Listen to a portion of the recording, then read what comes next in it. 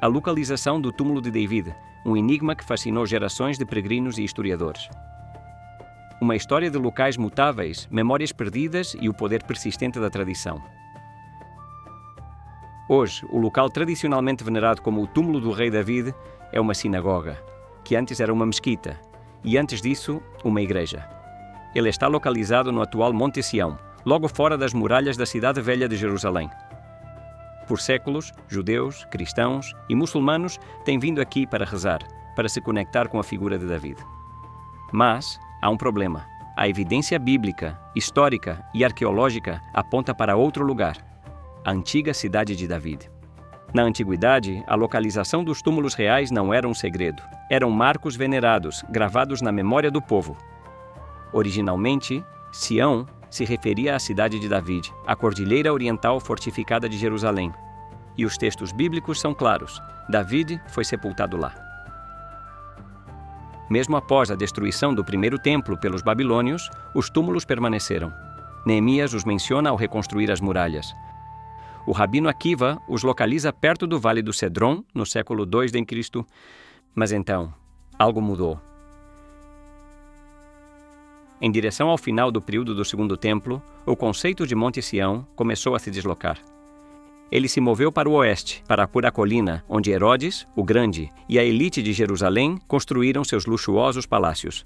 O historiador judeu Flávio Josefo parece ter sido o primeiro a codificar essa mudança. Ele descreveu a colina ocidental como a cidadela de David. Josefo menciona o túmulo de David, mas não especifica sua localização. Seus relatos misturam história e lenda, adaptados para um público romano. Enquanto a colina ocidental ganhava destaque, a antiga cidade de David foi perdendo importância. Guerras, cercos, apagaram a memória viva, e os relatos de Josefo reconfiguraram a geografia de Jerusalém. Em algum momento, após o século II, a localização exata dos túmulos reais desapareceu. Para a era bizantina, Monte Sião havia se mudado definitivamente para a colina ocidental. E lá, ao lado da igreja Hagia Sion, surgiu um cenotáfio simbólico de David. No século XII, o viajante judeu Benjamim de Tudela contou uma história incrível. Trabalhadores que estavam consertando uma igreja no Monte Sião descobriram uma caverna cheia de tesouros, o túmulo de David e dos reis de Judá. Mas o local foi selado e escondido até hoje. Nenhuma fonte anterior menciona esta descoberta, mas a história despertou a imaginação medieval.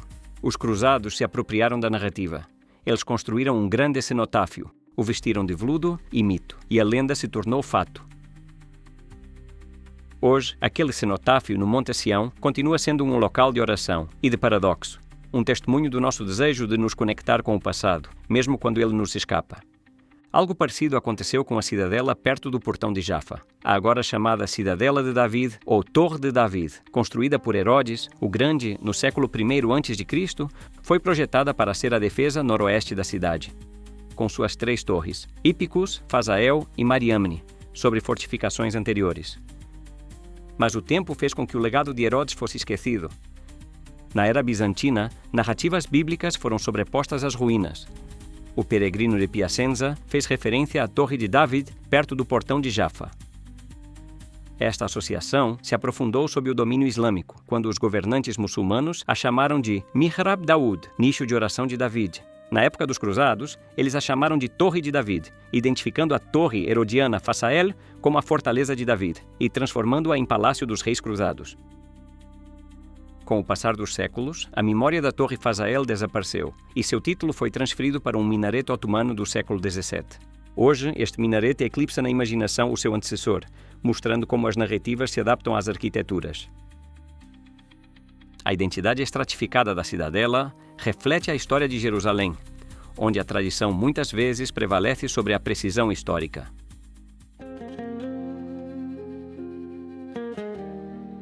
Muitos lugares sagrados na Terra Santa são baseados na tradição. A Bíblia frequentemente menciona regiões, montanhas, mas sem fornecer locais exatos. Por exemplo, ela fala do Monte das Oliveiras, mas não onde no monte. As destruições de Jerusalém nos anos 70 e 135 d.C. e o exílio de seus habitantes apagaram a memória viva de muitos lugares. mas algumas passagens são mais específicas. E, juntamente com os avanços da arqueologia, podemos identificar cada vez mais lugares com precisão. E no caso do túmulo de Davi, temos informações muito específicas diretamente da Bíblia. E David dormiu com seus pais e foi sepultado na cidade de David. Mas a chave está no livro de Neemias. Neemias, ao retornar do exílio babilônico no século V a.C., reconstruiu as muralhas de Jerusalém. Ele dividiu o trabalho em 41 equipes, cada uma responsável por uma seção específica da muralha. E as referências que ele usou para delimitar o trabalho de cada equipe são cruciais. Salum, filho de Col-Rosé, governador do distrito de Mispa, reconstruiu o portão da fonte. Ele fez uma cobertura, pôs os portões no lugar e colocou os trincos e as trancas.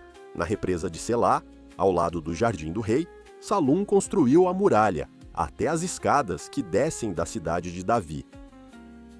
Neemias, filho de Asbuque, governador de metade do distrito de Bet-Zur, construiu o trecho seguinte, até a sepultura de Davi, até a represa e até as barracas dos soldados. A Porta da Fonte, a Piscina de Siloé, os Jardins do Rei, estes eram lugares conhecidos na antiga Jerusalém. E Neemias situa os túmulos de Davi muito perto desses pontos de referência, no extremo sul da cidade. Séculos depois, a Tosefta, uma compilação da lei oral judaica, confirma esta localização. Os sábios perguntaram a ele: não estavam os túmulos da casa de David e o de Hulda, a profetisa, em Jerusalém, e ninguém nunca os tocou? Ele respondeu: esses casos não provam nada. Havia um túnel por onde a impureza era levado para o Vale do Cedron. O Vale do Cedron não faz fronteira com o atual Monte Sião. Este fica entre o Vale do Tiropião e o de Ben Hinnom.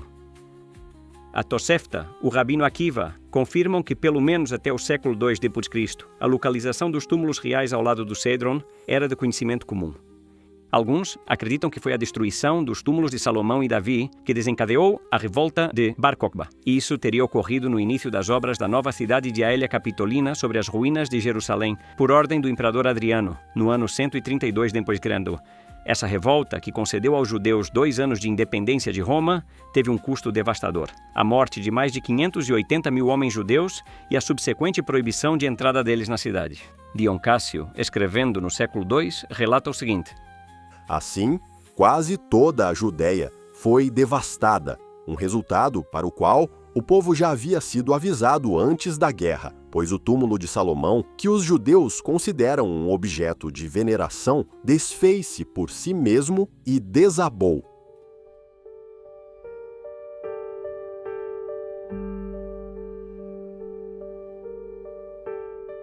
Então, como reconciliamos a tradição do Monte Sião com a evidência bíblica e arqueológica que aponta para a cidade de Davi?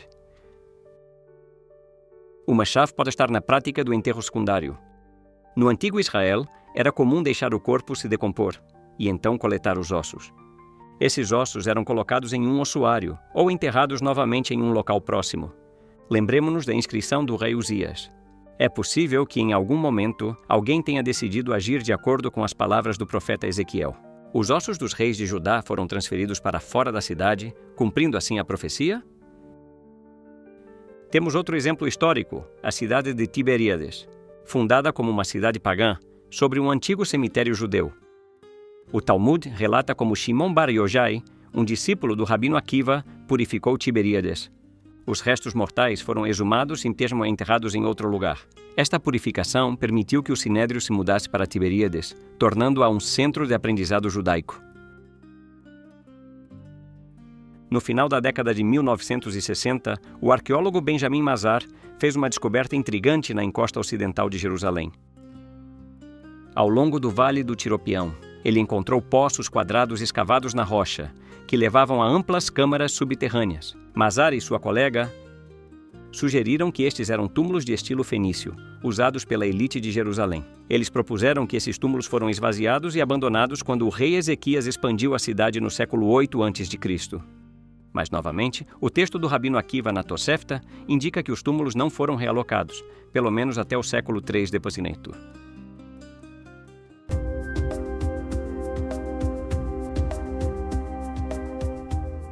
A história da arqueologia na Terra Santa é uma história de transformação, da destruição à ciência. Durante milênios, os locais sagrados foram saqueados. Exércitos invasores, caçadores de tesouros, todos em busca de riquezas, relíquias, sem se importar com a história. Na Idade Média, os cruzados percorreram a terra, movidos pela fé e pela ganância. Estas primeiras escavações foram atos de conquista, não de pesquisa. Elas deixaram cicatrizes, vazios históricos, mas tudo mudou com Napoleão. Sua campanha egípcia, em 1798, trouxe consigo estudiosos como Jean-François Champollion. As bases foram lançadas para uma nova abordagem, a pesquisa histórica, não o mero saque. No início do século XIX, exploradores como Edward Robinson mapearam locais bíblicos, com a Bíblia na mão. No final do século XIX, figuras como William Flinders Petrie e Charles Warren revolucionaram a arqueologia. Eles introduziram a estratigrafia, a tipologia cerâmica, métodos científicos que transformaram as escavações em estudos sistemáticos. Durante o mandato britânico, surgiu a arqueologia bíblica. Arqueólogos como William F. Fulbright usavam a Bíblia como guia para interpretar suas descobertas. Seus discípulos, como Yigael Yadin, escavaram Masada e Azor, apresentando suas descobertas como prova da glória de Israel. Este grupo foi chamado de maximalistas, porque através de suas escavações, eles afirmavam a confiabilidade histórica da Bíblia, a menos que se provasse o contrário. Mas entre as décadas de 1960 e 1990 veio a rebelião. A reescavação de Jericó por Kathleen Kenyon parecia contradizer o relato bíblico da conquista de Josué. Surgiram os minimalistas, acadêmicos como Israel Finkelstein e a Escola de Copenhague. Eles argumentaram que a Bíblia hebraica era uma construção tardia. Eles descartaram a monarquia unida, a própria existência de Davi e Salomão, como mitos. Citando a escassa evidência arqueológica e histórica de ambos os personagens e de estados centralizados antes do século IX a.C. Hoje, o campo busca um meio termo. Avanços como a datação por radiocarbono, o mapeamento por SIG e a colaboração interdisciplinar moderaram os extremos. E novas descobertas, como a da Estela de Tel Dan, que menciona a Casa de David, desafiam o ceticismo minimalista.